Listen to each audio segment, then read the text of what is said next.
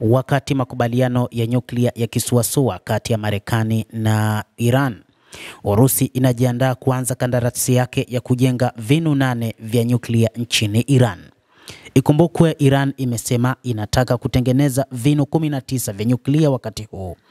Kandarasi ambayo itafanywa na Urusi ambayo itajenga vinu 8, lakini pia na hata Marekani imepewa kandarasi hiyo, na inadaiwa kwamba na ndio maana rais wa Marekani Donald Trump amekuwa akimzuia waziri mkuu Benjamin Netanyahu kutofanya aina yoyote ya shambulizi katika vinu hivyo vya nyuklia, huku akisema mazungumzo yanaendelea. Vyombo vya habari vya serikali vya Iran vimedai kuwa angalau vinu 4 vya umeme vitakuwa Bushehr, ambapo Urusi itasaidia katika ujenzi huo kuunda kinu chao cha kwanza cha nyuklia.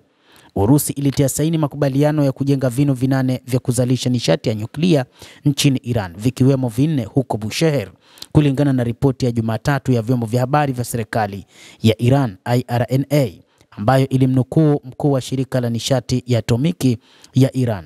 Waziri wa mafuta wa Iran Mohsen Paknejad alisema kuwa Urusi inafadhili ujenzi wa kinu kipya cha nyuklia nchini Iran. Nchi hizo mbili zinafanya kazi ya ujenzi wa vituo vipya vya nishati ya nyuklia na kukamilika kwa awamu ya 2 na ya 3 ya kituo cha nguvu cha Bushehr kwa kutumia njia ya mkopo kutoka Moscow, Paknejad alisema.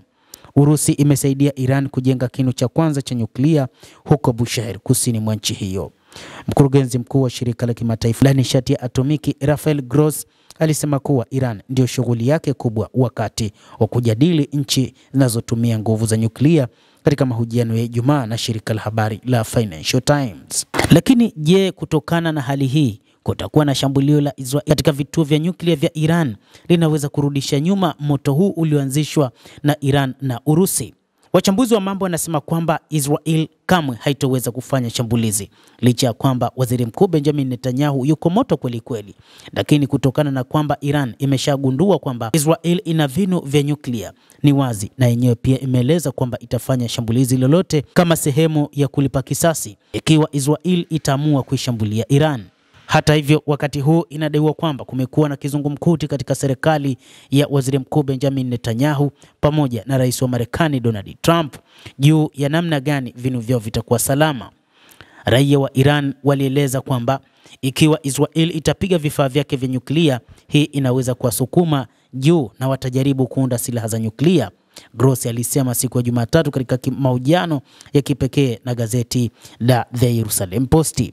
Kadhalika amesema kwamba moja kati ya maeneo ambayo wakati huu Iran imekuwa inalengia ni pamoja na kufahamu wapi vilipo vinu vya nyuklia vya Israel, ambavyo kimsingi vilikuwa ni vya siri sana, na inadaiwa kwamba Israel inamiliki pia silaha za kinyuklia. Hata hivyo, hili limewaweka mdomo wazi Israel pamoja na Marekani kwamba ilikuwaje hadi majasusi wa Iran wakaweza kufahamu zilipo silaha hizo za nyuklia. Mtazamaji, endelea kutufuatilia na usisahau kulike, kucomment na kusubscribe channel yetu hii ili uweze kupata habari hizi kwa mapana. Mimi ni Adam Hussein, endelea kuwa nasi wakati wote.